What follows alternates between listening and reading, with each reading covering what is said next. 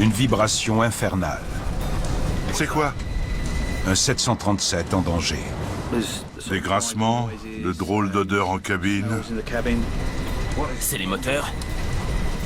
L'équipage était déconcerté. On était dans le pétrin.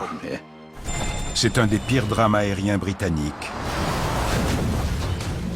Et son origine est stupéfiante. C'était difficile d'envisager une erreur aussi élémentaire. Pourtant, elle va provoquer une révolution. Ce que cet accident nous a appris a changé la donne.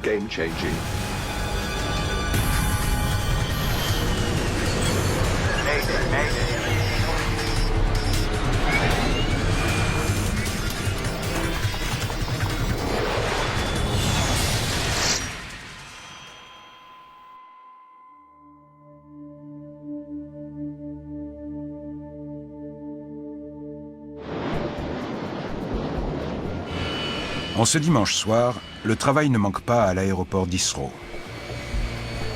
L'équipage du vol 092 de la British Midland s'apprête à repartir à Belfast, en Irlande du Nord.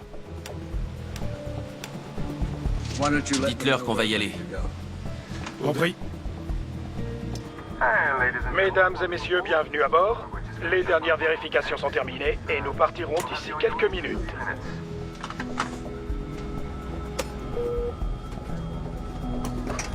Il y a 118 passagers à bord de ce vol de nuit, dont un soldat britannique, Nigel Baldwin, qui retourne dans sa garnison d'Irlande du Nord. J'étais ravi.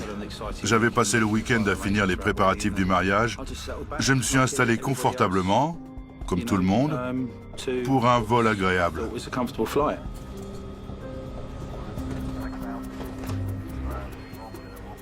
« 92, autorisé décollage. Vous pilotez? Volontiers. Le commandant Kevin Hunt a piloté depuis Belfast. Et l'OPL, l'officier pilote de ligne, David McClelland, va prendre le relais. Poussez au décollage. C'est parti. Leur 737-400 flambant neuf ne compte que 521 heures de vol. Il s'agit de la toute dernière version de l'avion de passagers le plus prisé au monde. V1. Rotation.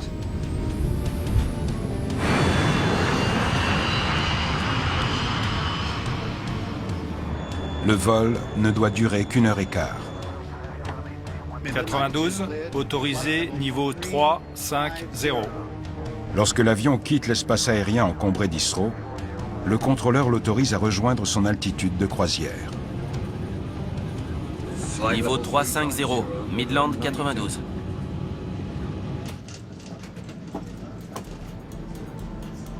Et un café. 13e minute de vol.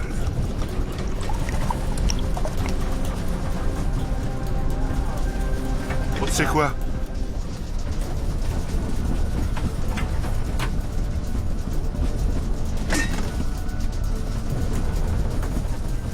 Il y avait un pépin. Des grincements, de drôles d'odeurs en cabine. C'était inhabituel.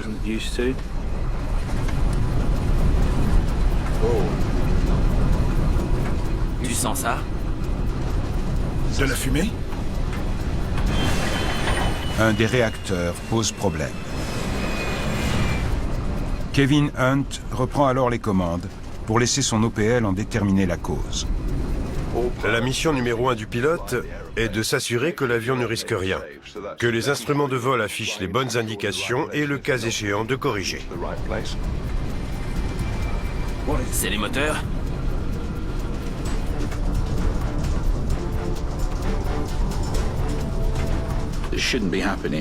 On entendait quelque chose et on le sentait dans notre corps.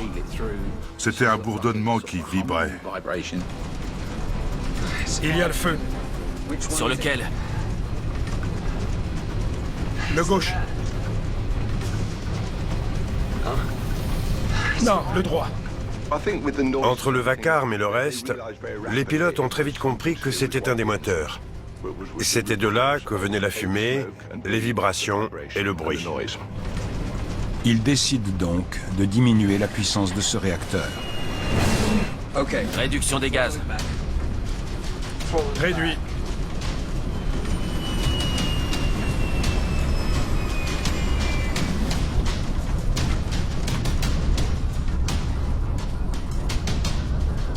Du calme. Je me suis dit que les pilotes savaient ce qu'ils faisaient.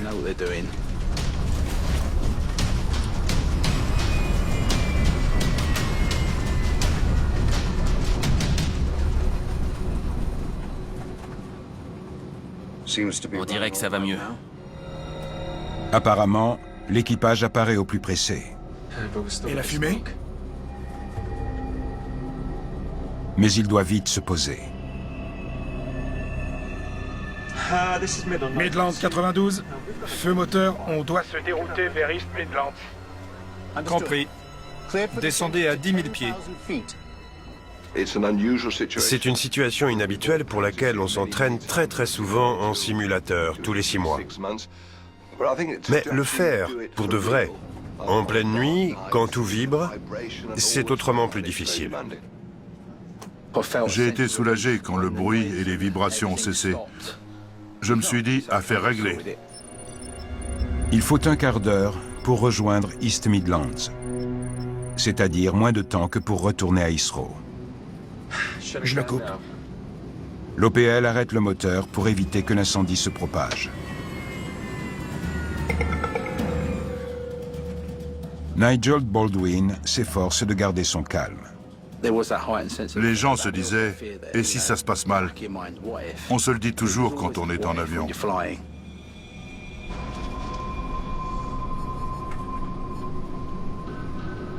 Mesdames et messieurs, suite à un problème, nous avons arrêté le moteur droit. Et nous nous déroutons vers l'aéroport d'East Midlands. Les hôtesses et les stewards ont pris nos plateaux et ils nous ont dit d'attacher nos ceintures. On a compris que l'équipage prenait ses précautions. Et je me suis dit qu'on était dans le pétrin.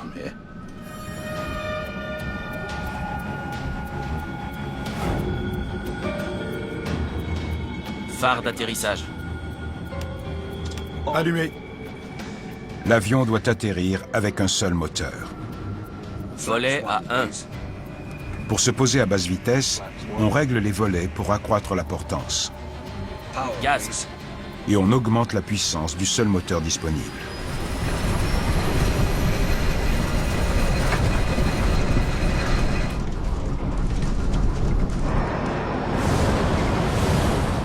Le bruit est revenu et ça a empiré. Les pilotes n'en reviennent pas.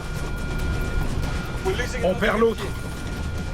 Le réacteur gauche semble lui aussi être en train de tomber en panne, ce qui va priver l'avion de toute poussée. Incendie sur le 1. L'alarme indique que les flammes sont en train de détruire le moteur. L'avion étant alors à moins de 300 mètres du sol, l'équipage doit réagir instantanément. Allumez l'autre.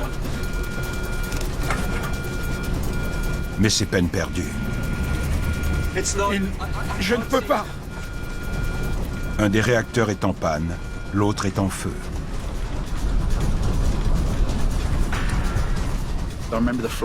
Les flammes léchaient le dessus et les côtés du moteur. Je vais planer. Le commandant redresse le nez de l'appareil pour se maintenir assez longtemps en l'air afin d'atteindre la piste. Mais d'autres alarmes se déclenchent. Merde.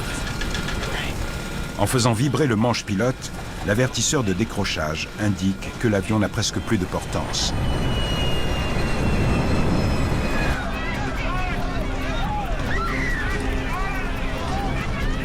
Les gens hurlaient, pleuraient. Ils avaient peur de mourir.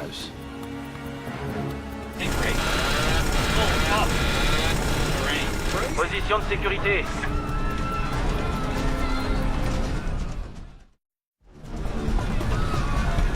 On va s'écraser.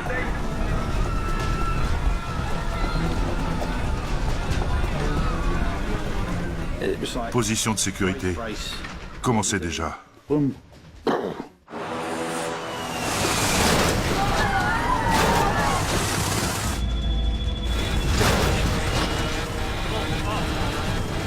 Le vent faisait peu de bruit. Il y avait sûrement un grand silence. Ça devait être très étrange.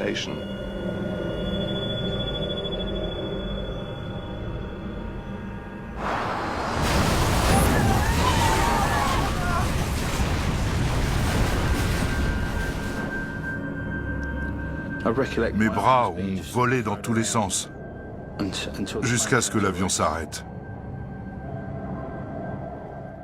L'impuissance.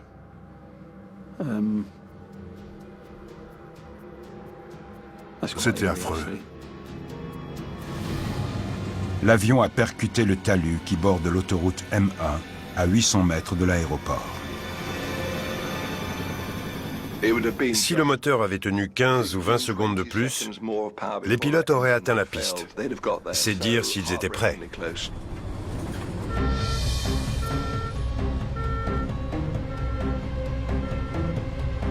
Les services de secours arrivent en quelques minutes, mais ils ont le plus grand mal à atteindre les survivants.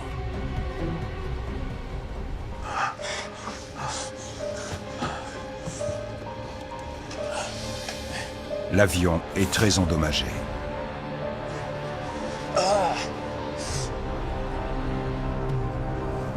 Le temps qu'on dégage les débris du 737, Nigel Baldwin fait de son mieux pour aider une passagère. Allez, faut sortir. Je l'ai placé contre ma poitrine et je me suis traîné en arrière en m'agrippant au câble, au longeron, parce que l'avion... Je dis toujours qu'il ressemblait à une carcasse de poulet après le repas dominical.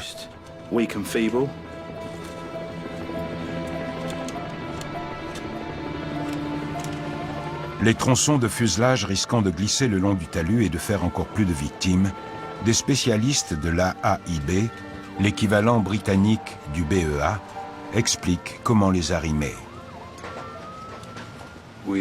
On a été très pragmatique. Avec des cordes, on a attaché la queue à des arbres pour qu'elle ne bascule pas.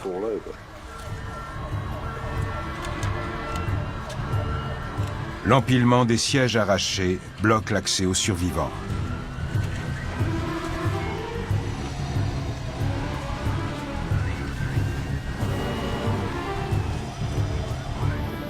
Malgré l'affluence sur la M1, aucun automobiliste n'a été blessé. Il n'y a eu aucune victime au sol, ce qui était incroyable. Sur les 126 personnes qui étaient à bord, il y a 87 rescapés, dont beaucoup sont blessés, comme Kevin Hunt. Le talus était tellement raide que les services de secours ont dû former une chaîne humaine. Au fur et à mesure qu'on désincarcérait les victimes de l'épave, les civils passaient d'un individu à l'autre jusqu'à ce qu'elles arrivent aux ambulances.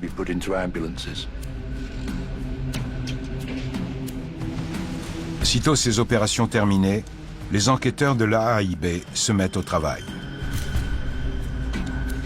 Rob Carter est l'un des premiers à arriver. On est arrivé très tard dans la soirée. Tous les services d'urgence étaient là. Les ambulanciers, les pompiers, les policiers. Il y avait des journalistes. Il régnait une effervescence incroyable. Et il m'a fallu 1 minute pour évaluer la situation.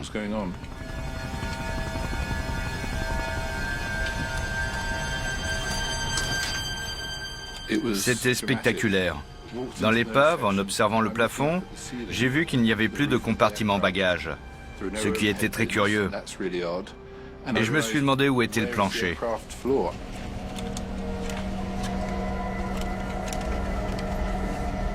Suite à l'accident, la M1 a été fermée. Mais comme il s'agit d'une des autoroutes les plus importantes d'Angleterre, le personnel de l'AAIB doit très vite retrouver les fameuses boîtes noires. Les enregistreurs de vol sont une des priorités au début d'une enquête. Le laboratoire doit en faire l'exploitation et l'analyse. Rob Carter, lui, étudie la disposition de l'épave. Je voulais savoir où étaient les éléments de la structure. Ce qui m'a conduit jusqu'au talus, l'endroit de l'impact initial avec le sol. Le train a tapé ici. l'avion a creusé des sillons profonds qui apportent des premiers éléments sur le déroulement du drame. C'était presque un cas d'école. Les traces montraient l'attitude de l'avion à l'impact, la direction dans laquelle il volait, sa position, et ça nous a beaucoup aidé à comprendre ce qui s'était passé. Les pilotes voyaient la piste. Ça a dû être terrible pour tous ceux qui étaient à bord. Le 737 ne volait plus assez vite pour atteindre l'aéroport. Mais pourquoi? Toute l'équipe s'est d'abord dit que l'avion avait dû avoir des problèmes de moteur. Il avait manqué de puissance pour atteindre la piste. Merde! Les pilotes étant trop grièvement blessés pour être interrogés, les enquêteurs se rabattent sur le contrôleur aérien. C'était un feu moteur. L'équipage a signalé le problème une vingtaine de minutes avant le drame. Midland 92, feu moteur, on doit se dérouter vers East Midlands. Compris. Descendez à 10 000 pieds. La déposition de l'aiguilleur du ciel soulève une question. Le 737 ayant 2 puissants réacteurs, comment l'incendie de l'un d'eux a-t-il provoqué le drame?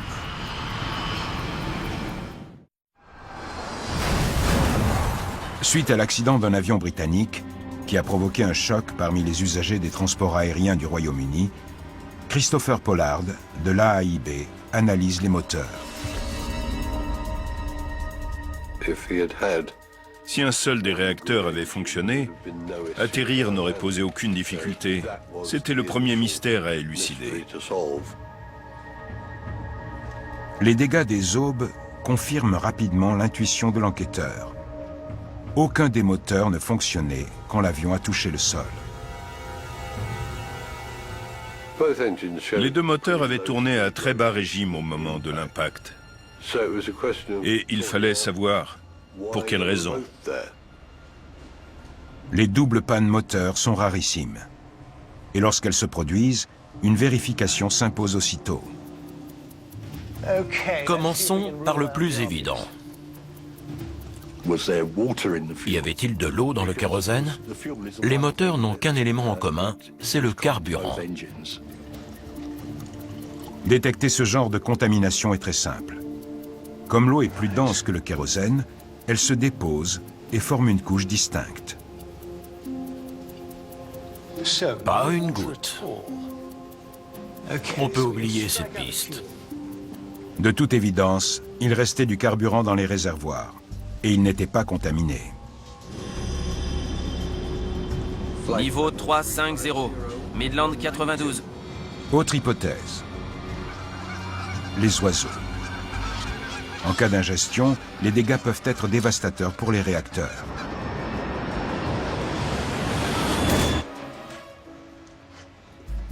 Les ultraviolets vont faire luire les traces éventuelles de sang et de tissu.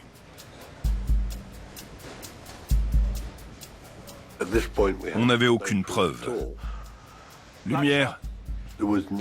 Rien n'indiquait qu'un impact d'oiseau était à l'origine de la déformation d'un certain nombre d'aubes. Le 737 est tombé à 1500 mètres de la bourgade de Kegworth et de nombreux témoins l'ont vu descendre avec un moteur en flammes. Mais certains ajoutent une précision intéressante. On aurait dit une bétonnière. Il faisait un boucan qu'on n'attend pas d'un avion, sauf s'il a de gros ennuis. Les témoins disaient que l'avion avait fait beaucoup de bruit. Certains ont parlé d'un grincement métallique. D'autres ont également vu des débris tomber à plus de 3 km du lieu de l'accident. La police nous a fourni une équipe de recherche qui a fait une fouille minutieuse dans les champs des environs et qui nous a rapporté énormément de fragments. Ces morceaux sont sûrement les premiers à être tombés. Et ce sont des indices particulièrement importants. À charge pour Christopher Pollard de comprendre le pourquoi de leur arrachement. Au boulot. La réponse va lui permettre de découvrir l'origine du problème moteur qui a donné lieu au déroutement. Les autres enquêteurs se penchent sur les indices les plus prometteurs, les deux enregistreurs. Super, merci. Espérons qu'il y a ce qu'on cherche. Il nous a fallu plusieurs jours pour lire, vérifier et analyser correctement les données. L'enregistreur de paramètres a notamment mémorisé les performances moteurs. Le droit s'arrête à ce moment-là. Et le gauche, plus d'un quart d'heure après, à ce moment-là. Quel qu'il soit, les problèmes n'ont donc pas été simultanés. Écoutons.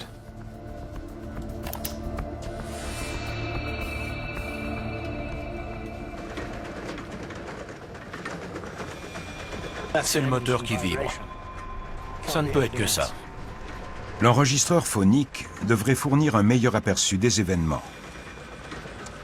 Alors, messieurs, cet appareil enregistre ce qui se passe dans le poste de pilotage, ce que l'équipage se dit, les bruits liés au vol. Et naturellement, les échanges entre les deux hommes étaient d'une importance cruciale. Il est surpris. C'est les moteurs? On a entendu des claquements, des secousses et, de toute évidence, l'équipage était déconcerté. Sur lequel? Le gauche. Non. Le droit. Il a dit le droit? Ce qui était un peu mystérieux, c'était que l'enregistreur phonique laissait entendre que les pilotes avaient conclu à une défaillance du réacteur droit. À ce moment-là, il fonctionnait. On supposait que le droit avait été coupé, alors que c'était le gauche qui fonctionnait mal. Donc il fallait recueillir la version de l'équipage. Je vais faire de mon mieux. J'ai autant besoin de comprendre que vous.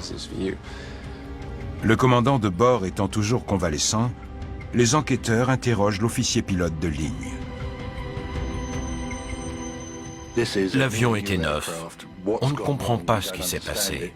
Alors expliquez-nous. D'abord, il y a eu le moteur droit.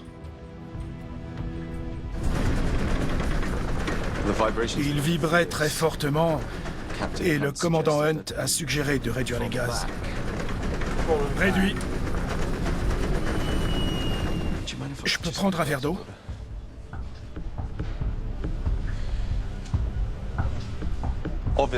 Bien sûr, je me suis exécuté.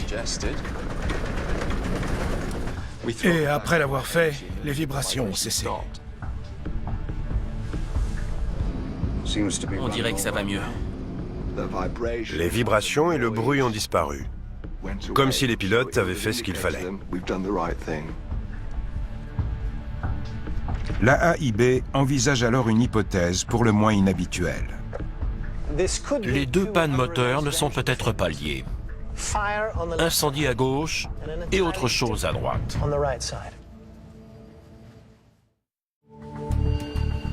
Christopher Pollard analyse les débris de moteur récupérés près de Kegworth. Chacun d'eux pourrait le mettre sur la piste de ce qui est arrivé au vol 092. Certains fragments étaient tout petits, et nous en avions énormément.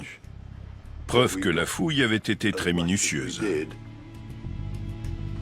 L'un d'eux se démarque. Bingo. Il porte des traces de fatigue du métal. Et compte tenu de l'endroit où il a été découvert, c'est sûrement le premier élément à avoir cassé. Si cette rupture avait été la première défaillance, ce bout d'aube de 10 cm avait dû être arraché. Cela expliquerait la panne moteur. Le bris d'une aube peut perturber l'écoulement de l'air et provoquer un phénomène de pompage semblable au raté d'un moteur de voiture. C'est les moteurs? Le moteur cherche à s'équilibrer, et ça fait du bruit. Du calme. Ça a dû provoquer énormément de vibrations. Les passagers ont déclaré que le bruit ressemblait à celui d'un sèche-linge rempli de cailloux. C'était très violent. Chaque aube étant unique, l'ingénieur espère que l'examen métallurgique permettra de déduire de quel moteur provenait celle qui a cédé. Théoriquement, les aubes sont toutes fabriquées à partir du même alliage. Mais en fait, si on les analyse à la loupe, on s'aperçoit qu'il y a de légères différences entre elles. La réponse tombe rapidement. Aube 17, moteur gauche. La première aube à avoir cédé, et qui a par conséquent été à l'origine des vibrations, provenait donc du réacteur gauche. Dans ce cas, pourquoi les pilotes ont-ils arrêté le droit? Vu leur expérience, j'ai du mal à croire qu'ils aient coupé le mauvais. Plusieurs instruments décrivent le fonctionnement des moteurs, dont un qui mesure les vibrations. Les enquêteurs titulaires d'un brevet de pilote de ligne étaient très sceptiques. Parce que l'équipage était chevronné, bien formé, surtout le commandant. Sur lequel? Le gauche. Non, le droit. Donc, c'était difficile d'envisager une erreur aussi élémentaire. Voyons si le gauche et le droit ont été montés à l'envers. Les enquêteurs se demandent si un indicateur défectueux a transmis des indications erronées au pilote.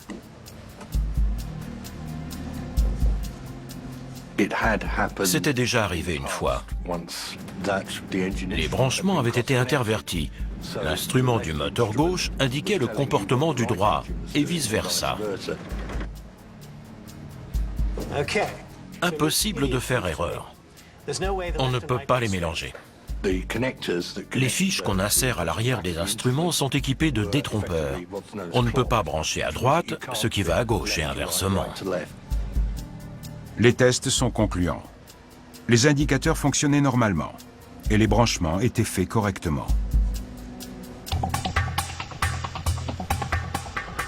Autre hypothèse. L'intensité des vibrations a peut-être nui à la bonne lecture des indicateurs. Qu'en dites-vous?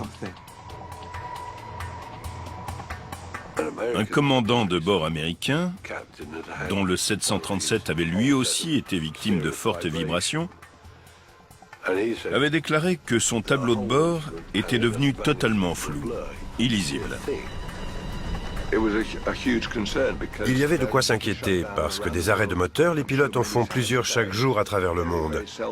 Mais c'est très rare qu'ils se trompent de côté, donc c'était un événement marquant.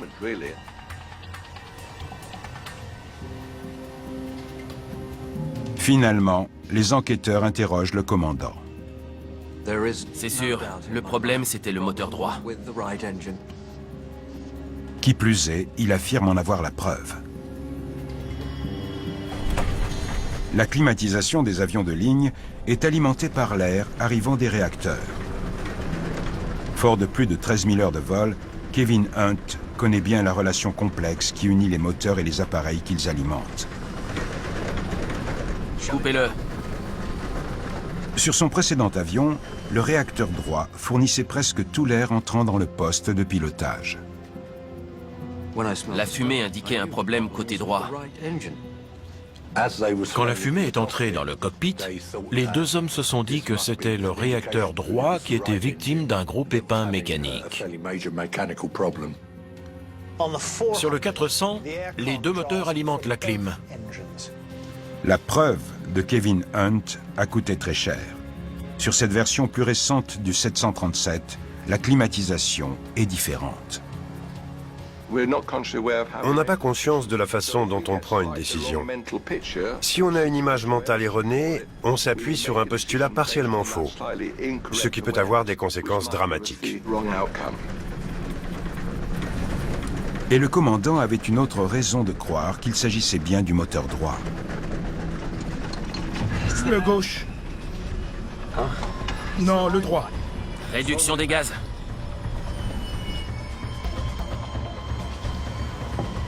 Ma langue a fourché, c'est tout. On ne saura jamais pourquoi il a changé d'avis. Ces hommes venaient de vivre l'expérience la plus traumatisante qui soit, et on leur demandait de nous l'expliquer en détail. L'agencement des indicateurs pourrait fournir un début d'explication. Le droit.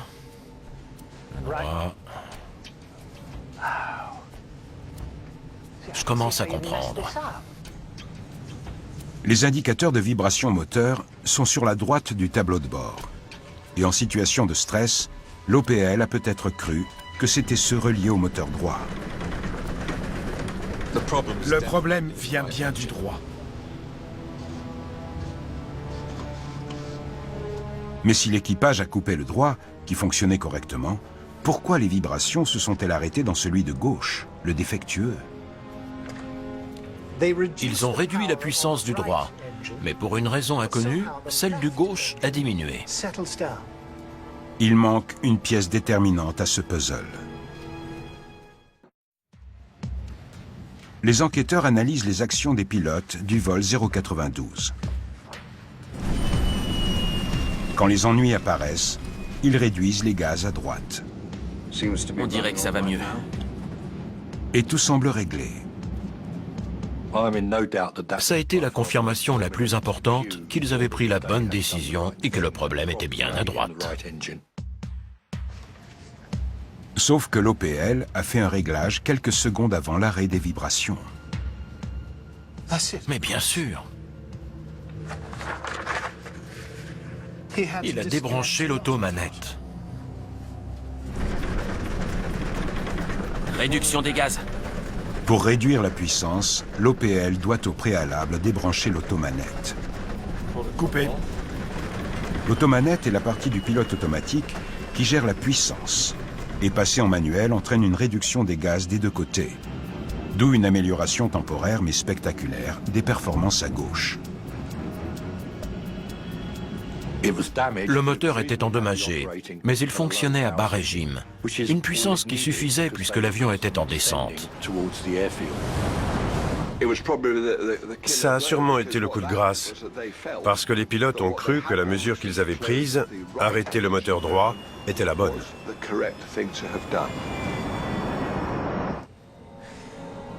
Bien. Tout le passage après le début de la fumée et des vibrations. Au moment où les pilotes réfléchissent au problème, Faisons le point. Des vibrations, de la fumée. une communication vient les déranger. Midland 92, descendez au 4-0. Descendons au 4092. On a envie de leur dire « Oubliez le contrôleur, réfléchissez et vous allez comprendre. » À chaque fois que je réécoute, j'espère entendre autre chose. Malgré ces problèmes, l'avion a réussi la prouesse de se maintenir en l'air pendant près de 17 minutes. Gaz. Reste à déterminer la cause de l'ultime panne, celle qui a fait exploser le réacteur.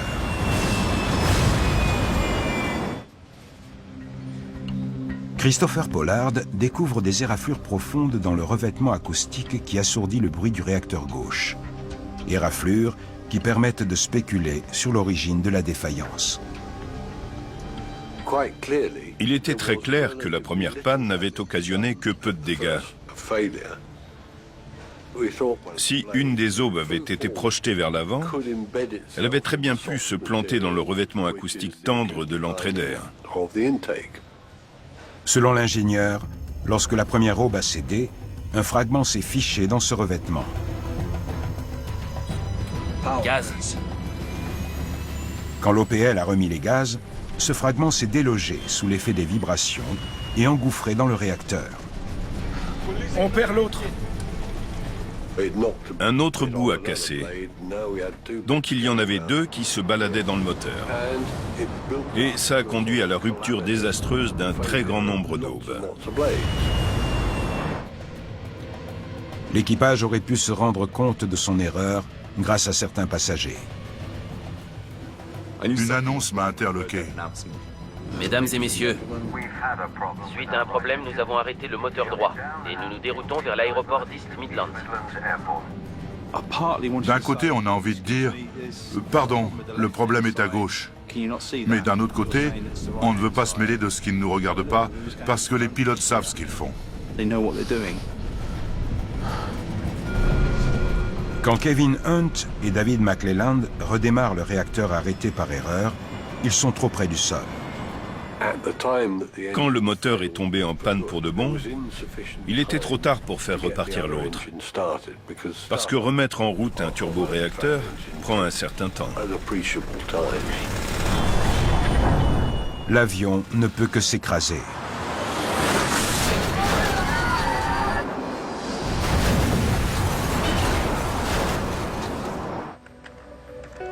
Le rapport final préconise d'optimiser la lisibilité des indicateurs de vibration moteur et également d'améliorer la qualité des échanges entre le poste de pilotage et la cabine.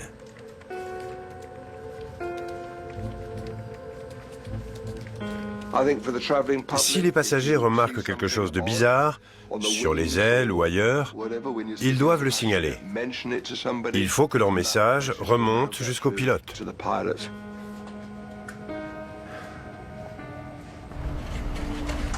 Les causes d'un des pires accidents aéronautiques de l'histoire britannique ont beau être éclaircies, les enquêteurs soupçonnent qu'ils peuvent encore en tirer des leçons. Il s'en est fallu de très peu que d'autres passagers survivent.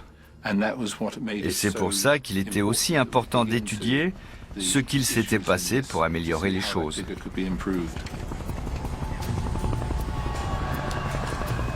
Il y a eu 79 survivants, mais un bon nombre d'entre eux sont grièvement blessés. Et Rob Carter compte découvrir pourquoi. Au début de l'aviation, on partait du principe que les gens qui réchappaient à un accident avaient eu de la chance. Puis, dans les années 1960-70, l'idée s'est imposée qu'on pouvait préserver de nombreuses vies humaines, ce qui a bouleversé la conception des avions. En cas de perte de contrôle à haute altitude, un drame est presque inévitable. Mais à Kegworth, il n'aurait pas dû y avoir autant de victimes. Si une partie de l'avion résiste, la plupart des gens à bord doivent avoir de bonnes chances de s'en sortir.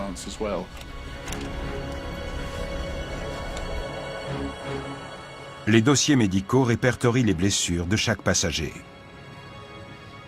C'était émouvant. Si on fait ce métier, c'est forcément par altruisme.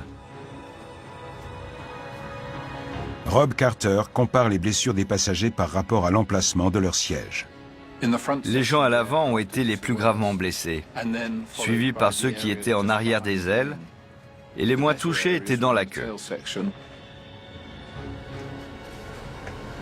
Pourquoi certains endroits sont-ils nettement plus dangereux? Les sièges cassés fournissent une piste intéressante. Les sièges présentaient des caractéristiques très importantes. Certaines des lésions les plus graves ont été infligées par les sièges arrachés. Conçus pour protéger leurs occupants en absorbant le nombre élevé de jets enregistrés à l'impact, ils n'ont apparemment pas rempli leur office.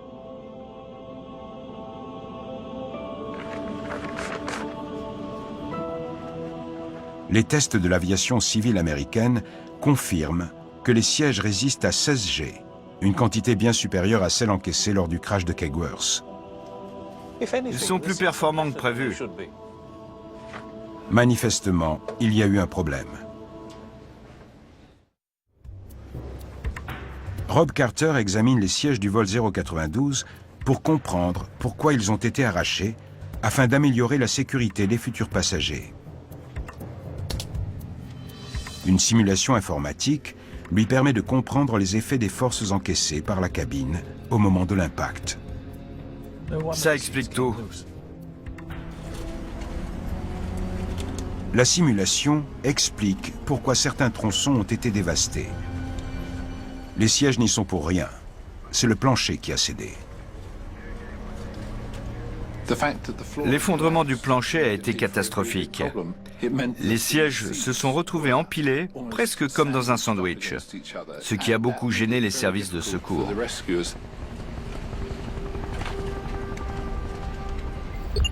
Les sièges doivent rester vissés à travers le plancher, à la solide armature métallique de l'avion.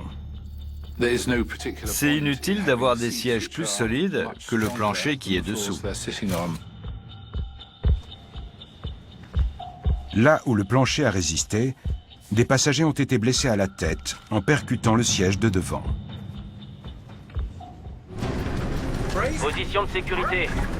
Or, le commandant a justement demandé aux passagers de se mettre en position de sécurité pour éviter des lésions de ce genre. Avant cet accident, beaucoup de compagnies aériennes suggéraient des positions de sécurité différentes, qui ne reposaient pas sur des fondements très scientifiques. Rob Carter analyse celles recommandées par les compagnies au Royaume-Uni. On a déterminé ce qui est arrivé à un corps humain à l'impact. Et on a établi un lien avec les descriptions des blessures des passagers, aussi bien celles des rescapés que celles des victimes. Les résultats font apparaître des lacunes graves concernant la position de sécurité. Très souvent, les lésions à la tête et au cou provenaient soit du fait que les gens avaient eu la tête secouée dans tous les sens à l'impact, parce que les muscles du cou n'étaient pas assez puissants pour la retenir, soit parce qu'ils avaient percuté le siège de devant. Ce constat donne lieu à des améliorations notoires. Les experts recommandent aux passagers de se pencher le plus possible en avant, tête baissée, les bras passés derrière les genoux ou appuyés contre le siège de devant. Tout va très vite et personne ne contrôle rien. Donc il faut adopter une position minimisant les effets de l'impact. Depuis Kegworth, les avions aussi ont changé. Les planchers sont plus résistants et les compartiments bagages sont fixés à des montants plus robustes pour ne pas tomber.